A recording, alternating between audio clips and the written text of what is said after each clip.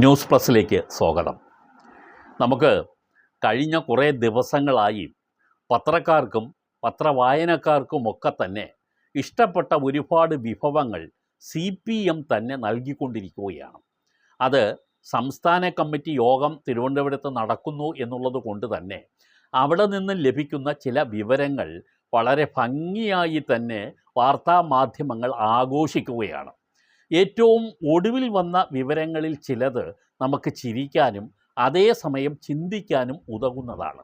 ആദ്യമായിട്ട് നമുക്ക് നോക്കേണ്ട ഒരു കാര്യമുണ്ട്. CPMൽ ഈ രഹസ്യമായി നടക്കുന്ന ഒരു സംസ്ഥാന കമ്മിറ്റി യോഗത്തിലെ വിവരങ്ങൾ എങ്ങനെയാണ് പുറത്തു വരുന്നതെന്ന് നിങ്ങളൊന്ന് ആലോചിച്ച് നോക്കുക.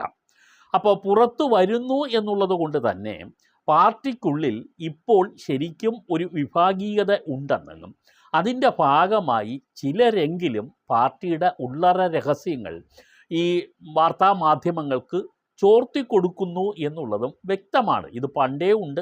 പാർട്ടിക്കുള്ളിൽ തന്നെ പലപ്പോഴും ഇതാരെന്ന് കണ്ടുപിടിക്കാനുള്ള അന്വേഷണ കമ്മീഷനൊക്കെ നിയമിച്ചിട്ടുണ്ട്. പക്ഷേ ഇന്ന് വരെ ആരാണിതിൻ്റെ പ്രതി എന്ന് കണ്ടുപിടിച്ചിട്ടില്ല. ആർക്കെതിരെയും നടപടി എടുത്തിട്ടില്ല. അതവിടെ നിൽക്കട്ടെ. നമുക്ക് രണ്ടാമത് നോക്കേണ്ട ഒരു കാര്യം, ഏറ്റവും ഒടുവിൽ വന്നിട്ടുള്ള വാർത്തകൾ, ഒരു 7 വാർത്ത ഈ സ്റ്റേറ്റ് കമ്മിറ്റിയുടെ ഇപ്പോൾ നടന്നു കഴിഞ്ഞ ആ മീറ്റിങ്ങുമായിട്ട് ബന്ധപ്പെട്ട് നിങ്ങളോട് പങ്കുവെക്കാം. ഒടുവിലത്തതാണ് കേട്ടോ.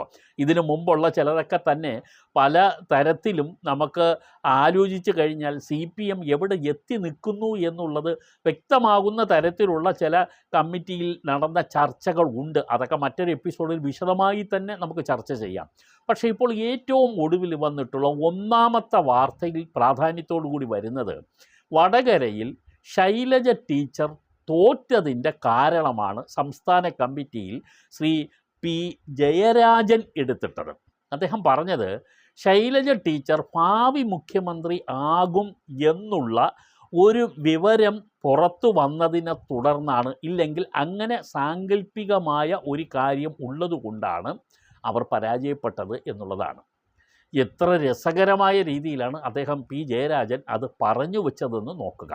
അപ്പോൾ ശൈലജ ടീച്ചർ മുഖ്യമന്ത്രി ആവും എന്നുണ്ടെങ്കിൽ ഈ വടകരയിലെ ആളുകൾ തോൽപ്പിക്കുമോ ജയിപ്പിക്കുമോ? അത് നമുക്ക് തീർച്ചയായിട്ടും അറിയണം. നമ്മുടെ മണ്ഡലത്തിൽ ഒരാൾ അടുത്ത മുഖ്യമന്ത്രി, ഇപ്പോഴല്ലെങ്കിലും അടുത്ത മുഖ്യമന്ത്രി ആകും എന്നുണ്ടെങ്കിൽ അവർ സാധാരണ നിലയിൽ ആളുകൾ ജയിപ്പിക്കും. ഇപ്പോൾ പോകുന്നത് പാർലമെൻറ്റിലേക്കാണെങ്കിലും ഇനി ഭാവിയിൽ അവർ മുഖ്യമന്ത്രി ആയേക്കും എന്ന് കരുതി അവർ ഇവിടെ അങ്ങ് ഈ പാർട്ടിക്കാരെല്ലാം കൂടെ തോൽപ്പിച്ച് കളഞ്ഞോ എന്നുള്ളതാണ് നമുക്കിപ്പം നോക്കേണ്ടത്. അപ്പോൾ ഭാവി മുഖ്യമന്ത്രിയായ ശൈലജയെ ഇപ്പോഴേ അങ്ങ് തോൽപ്പിക്കാൻ തീരുമാനിച്ചു. ആര്? പാർട്ടി തന്നെ. അല്ലാതെ പിന്നെ ആരാണ്? മുഖ്യമന്ത്രി ആകും എന്നുള്ളത് കൊണ്ടാണ് തോൽപ്പിച്ചത് എന്ന് വെച്ചാൽ രണ്ടർത്ഥം നമുക്കെടുക്കാം. ഒന്ന്, MP ആയി പോയി കഴിഞ്ഞാൽ അവർ മുഖ്യമന്ത്രി ആവില്ല. കാരണം അടുത്ത 2 കൊല്ലം കഴിയുമ്പോൾ തെരഞ്ഞെടുപ്പ്, 2.5 കൊല്ലത്തിനകം തെരഞ്ഞെടുപ്പ് വരും. ആ തെരഞ്ഞെടുപ്പ് വരുമ്പോൾ ചിലപ്പോൾ പാർലമെൻറ്റ് MP ആയ ഒരാൾ ജയിച്ചു പോയാൽ ഇവിടെ പിന്നെ മത്സരിക്കേണ്ടത് പാർട്ടി അങ്ങ് തീരുമാനിക്കും. കാരണം MP സ്ഥാനം രാജിവെച്ചിട്ട് ഇവിടെ MLA സ്ഥാനത്തേക്ക് മത്സരിക്കേണ്ട എന്ന് ഒരു തീരുമാനം എടുത്താൽ ശൈലജ ടീച്ചറിന് ഇവിടെ മുഖ്യമന്ത്രിയാകാൻ പറ്റൂല എന്ന് കരുതി ആളുകൾ ശൈലജ ടീച്ചറിനെ ഇപ്പോഴേ അങ്ങ് തോൽപ്പിച്ചു എന്ന് നമുക്ക് കരുതാം. രണ്ടാമത് നമുക്ക് കരുതാൻ കഴിയുന്നത് ശൈലജ ടീച്ചറിൻ്റെ പിന്നിൽ ശത്രുവായി നിൽക്കുന്ന ആരോ ചിലരും ഉണ്ട്.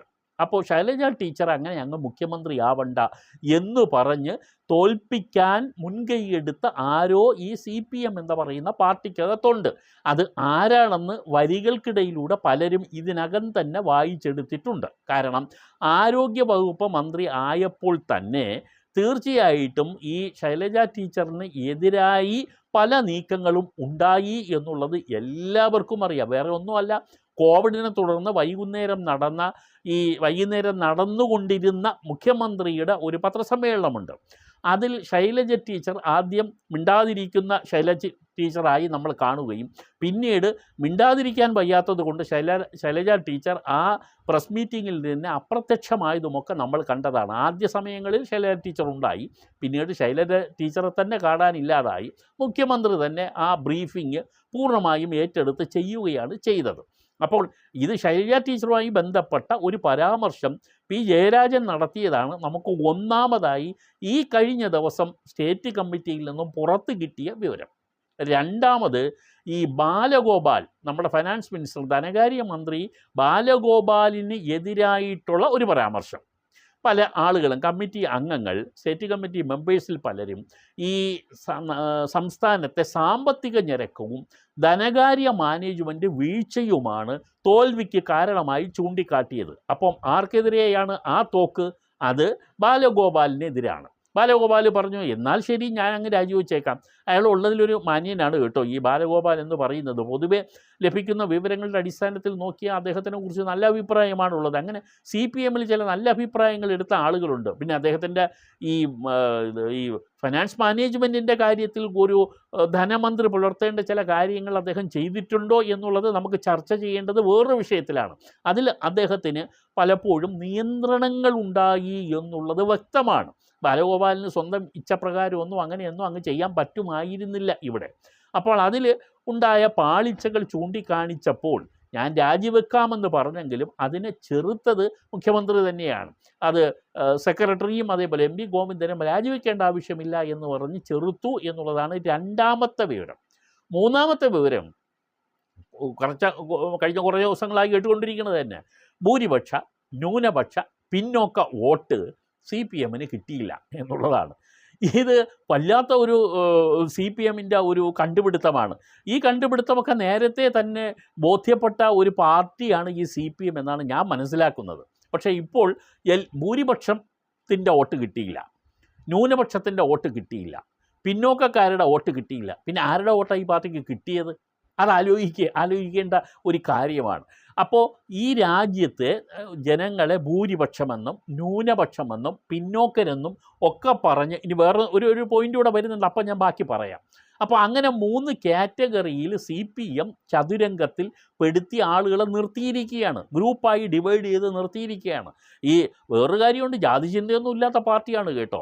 ജാതി ചിന്തകൾക്ക് അതീതമായി നിലകൊള്ളുന്ന വിപ്ലവ പാർട്ടിയാണ് കമ്മ്യൂണിസ്റ്റ് പാർട്ടി ഓഫ് മാർക്സിസ്റ്റ്.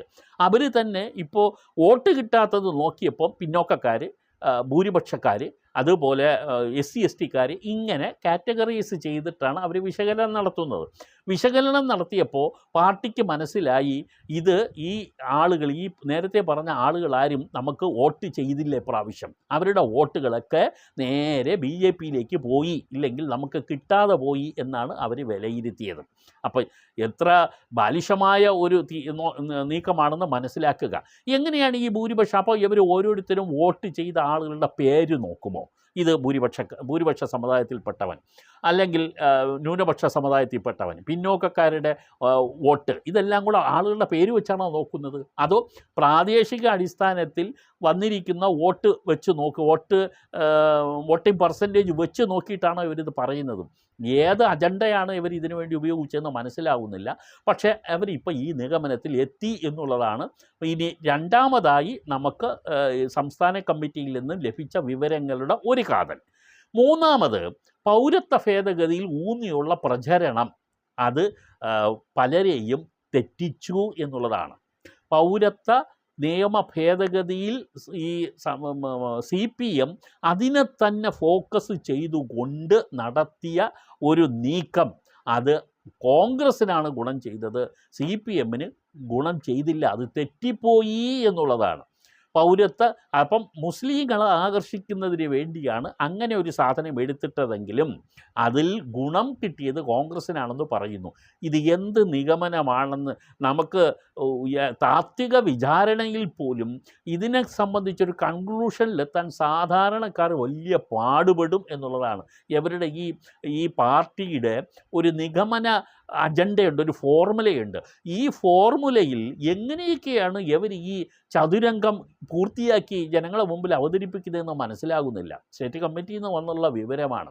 ഇനി അടുത്ത് നാലാമത്തെ ഒരു വിവരം, ഈ പറഞ്ഞ കാരണങ്ങളാൽ ന്യൂനപക്ഷവും തെറ്റിപ്പോയി, ഭൂരിപക്ഷവും തെറ്റിപ്പോയി, അതേപോലെ ഈ SC/ST വിഭാഗക്കാരും തെറ്റിപ്പോയി. അപ്പോൾ ഇങ്ങനെ ഒരു അജണ്ട വെച്ചപ്പോൾ ഈ തെറ്റൽ വന്നപ്പോൾ ഇവരെല്ലാം കൂടെ അങ്ങ് തെറ്റിപ്പോയി എന്നുള്ളതാണ്.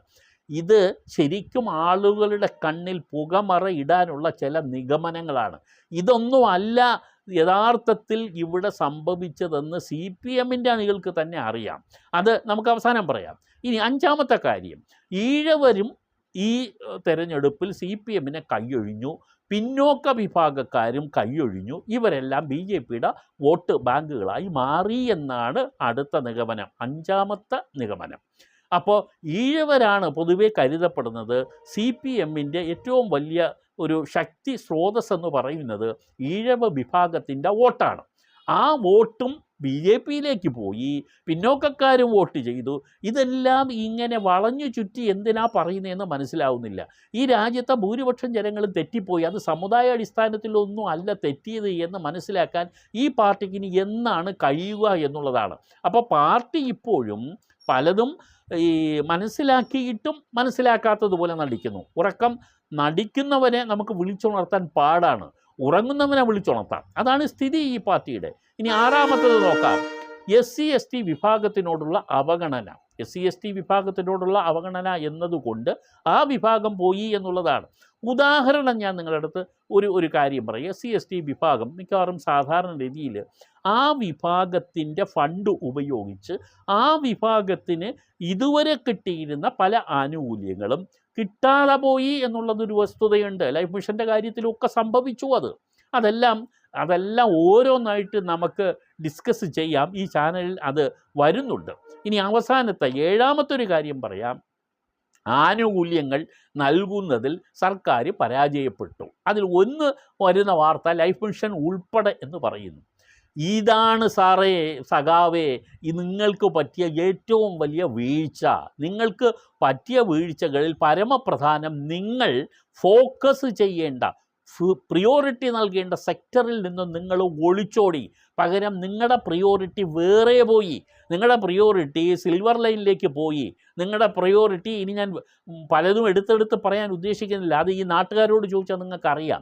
ഇതിൽ പലതും നിങ്ങൾ ഒരു വിപ്ലവ പാർട്ടിയുടെ പ്രിയോറിറ്റിയിൽ നിന്നും നിങ്ങൾ തെന്നി മാറിയതാണ്. ബോധപൂർവം തെന്നി മാറിയിട്ട് നിങ്ങൾ കൊമേഴ്സ്യൽ പ്ലാറ്റ്ഫോമുകളിൽ നിങ്ങൾ കളിച്ചു.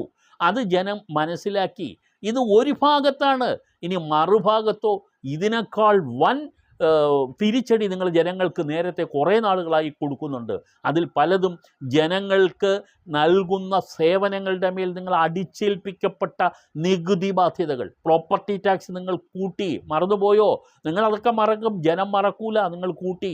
പെർമിറ്റ് ഫീസ്, പെർമിറ്റ് ഫീസ് കൂട്ടി. ബിൽഡിംഗ് പെർമിറ്റ് ആപ്ലിക്കേഷൻ ഫീ നിങ്ങൾ കൂട്ടി. ഓരോ മേഖലയിലും നിങ്ങൾ വൻ വർധനവാണ് ജനങ്ങളുടെ മേലിൽ കൂട്ടിയത്. സ്റ്റാമ്പ് ഡ്യൂട്ടി നിങ്ങൾ കൂട്ടി, ഫെയർ വാല്യൂ നിങ്ങൾ കൂട്ടി.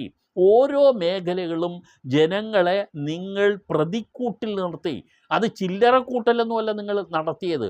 നിങ്ങൾ ഇതെല്ലാം തന്നെ നിങ്ങൾ മനഃപൂർവ്വം കൂട്ടി. അപ്പോൾ ഈ മനഃപൂർവ്വം കൂട്ടലിൻ്റെ പിന്നിൽ ആരാണ്, എന്താണ് ഉദ്ദേശം എന്നുള്ളതാണ് വ്യക്തമായും മനസ്സിലാക്കാൻ. പക്ഷേ സ്റ്റേറ്റ് കമ്മിറ്റിയിൽ ചിലരെങ്കിലും ഇപ്പോൾ ധൈര്യപ്പെട്ടു. ചില കുന്തമുനകൾ ചിലർക്ക് നേരെയെങ്കിലും ചൂണ്ടി കാണിക്കാനെങ്കിലും ചിലർ ധൈര്യപ്പെട്ടു എന്നുള്ള സൂചനകൾ പുറത്തു വരുന്നുണ്ട്.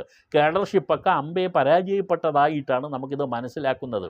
പക്ഷേ ഈ വാസ്തവങ്ങൾ ചിലരെങ്കിലും മനസ്സിലായിട്ടും അത് ജനങ്ങളോട് പറയാതെ നിങ്ങൾ മാറി നിന്നാൽ, നിങ്ങൾ വെറുതെ പഠിച്ചു ഞങ്ങൾ പഠിക്കാൻ തുടങ്ങി, ഞങ്ങൾ മനസ്സിലാക്കാൻ തുടങ്ങി എന്നൊന്നും പറഞ്ഞിട്ട് കാര്യമില്ല. നിങ്ങൾ മനസ്സിലാക്കിയാൽ അത് ജനങ്ങൾക്ക് ബോധ്യപ്പെടണം നിങ്ങൾ മനസ്സിലാക്കിയെന്ന്. എന്നാലേ നിങ്ങളുടെ പ്രവൃത്തിയിൽ നിന്നും നിങ്ങളുടെ ആക്ഷനിൽ നിന്നാണ് അത് ജനങ്ങളെ ബോധ്യപ്പെടുത്താൻ. നിങ്ങളുടെ ബ്രാഞ്ച് സഖാക്കൾ മുതൽ നിങ്ങൾ തുടങ്ങണം. സഖാക്കൾ വരെ ഇപ്പോൾ തനക്കനത്തിലും ഗർവിലും അഹങ്കാരത്തിലും മറ്റ് ചില താല്പര്യങ്ങളെന്ന് അടിവരയിട്ടാണ് പറയുന്നത്, മറ്റ് ചില താല്പര്യങ്ങളിലും ആയി പോകുന്നു. അത് താഴെ തട്ട് മുതൽ മുകളിൽ തട്ട് വരെ വ്യാപിച്ചിട്ടുണ്ട് എന്നുള്ളത് എല്ലാവർക്കും അറിയാം. അതൊക്കെ ഇനി ഡിസ്കസ് ചെയ്യേണ്ട കാര്യങ്ങളാണ്. പക്ഷേ ഇപ്പോൾ ഈ പറഞ്ഞ കഴിഞ്ഞ സ്റ്റേറ്റ് കമ്മിറ്റിയുടെ കഴിഞ്ഞ ദിവസത്തെ മീറ്റിങ്ങുകളിലൊക്കെ നിന്നും ഉരുത്തിരിഞ്ഞ് വന്നിട്ടുള്ള ചില കാര്യങ്ങൾ ചിലരെങ്കിലും മീഡിയാസിന് കൊടുത്തിട്ടുള്ള വിവരങ്ങളുടെ അടിസ്ഥാനത്തിലാണ് 7 പോയിന്റുകൾ പറഞ്ഞത്. ഇത് മാത്രമല്ല, വേറെ ചിലതും കണ്ടുപിടിക്കപ്പെട്ടിട്ടുണ്ട്. മറ്റൊരു എപ്പിസോഡിൽ അത് ഉൾപ്പെടുത്താം. എന്തായാലും ഈ പാർട്ടിയോട് പറയാനുള്ള ഒരൊറ്റ കാര്യമാണ്, നിങ്ങളുടെ യാത്ര മുന്നോട്ടൊന്നുമല്ല, നിങ്ങൾ ഈ സംസ്ഥാനത്ത് അല്ലെങ്കിൽ ഈ രാജ്യത്തോ വിപ്ലവം ഉണ്ടാക്കാനൊന്നും അല്ല നിങ്ങളിപ്പോൾ ശ്രമിക്കുന്നത്. മറിച്ച് ദുരുദ്ദേശത്തോടു കൂടിയുള്ള നീക്കങ്ങൾ ഈ പാർട്ടിയിൽ നടന്നുകൊണ്ടേയിരിക്കുന്നു. അത് ജനം നന്നായി തിരിച്ചറിയുന്നു. ആ ജനത്തിൻ്റെ മുൻപന്തിയിൽ നിങ്ങളുടെ പാർട്ടിക്കാർ തന്നെയുണ്ട്. നിങ്ങളുടെ സഖാക്കൾ തന്നെയാണ് പലപ്പോഴും ഒരു ധീരതയോടുകൂടി നിങ്ങൾക്കെതിരെ വോട്ട് ചെയ്തത്. നിങ്ങളുടെ സഖാക്കളാണ് നിങ്ങളെ തോൽപ്പിച്ചത്. പൊതുജനം അവരുടെ റോളുകൾ അവർ നന്നായി നിർവഹിച്ചു. കൂട്ടത്തിൽ ചേരാൻ നിങ്ങളുടെ സഖാക്കളും തയ്യാറായി. ഇനി അധികം വൈകാതെ തന്നെ നിങ്ങൾ ആഗ്രഹിക്കാത്ത, പക്ഷേ നിങ്ങൾ ആഗ്രഹിക്കാത്തതെന്ന് പറഞ്ഞാൽ എല്ലാവരെയും ഞാനതിൽ ചേർക്കില്ല, ചിലരെങ്കിലും ആഗ്രഹിക്കാത്ത ചില സംഭവങ്ങൾ കേരളത്തിൽ ഉടനുണ്ടാകും. ഉടനെന്ന് പറഞ്ഞാൽ തൊട്ട് വരുന്ന തദ്ദേശ സ്വയംഭരണ തെരഞ്ഞെടുപ്പിലും നിങ്ങൾക്ക് ഇതിനേക്കാൾ വലിയ തിരിച്ചടിക്ക് സാധ്യതയുള്ളതായി മനസ്സിലാക്കുന്നു. കാരണം ഇപ്പോൾ വൻ മാർജിൻ നേടി വന്ന BJP തദ്ദേശ സ്വയംഭരണ സ്ഥാപനത്തിൽ മിന്നുന്ന പ്രകടനം കാഴ്ചവെക്കും. അത് നിങ്ങൾ കാത്തിരുന്ന് കണ്ടുകൊള്ളുക. അതിൻ്റെ ഏറ്റവും വലിയ ഉത്തരവാദി നിങ്ങൾ തന്നെയായിരിക്കും. ഇവിടെ BJPയുടെ വളർച്ചയ്ക്ക് നിങ്ങളിൽ ചിലർ നന്നായി പാത ഒരുക്കുന്നുണ്ട് എന്നുള്ളത് വ്യക്തമാണ്. ജനങ്ങൾക്കെല്ലാം അത് ബോധ്യമുണ്ട്. എന്തായാലും അത് BJPയെ സംബന്ധിച്ചിടത്തോളം ഒരു നല്ല കാലം വരുന്നു എന്ന് പറഞ്ഞു വെച്ചുകൊണ്ട് ഈ എപ്പിസോഡ് അവസാനിപ്പിക്കുന്നു. അടുത്ത എപ്പിസോഡിൽ ബാക്കി പറയാം. നന്ദി.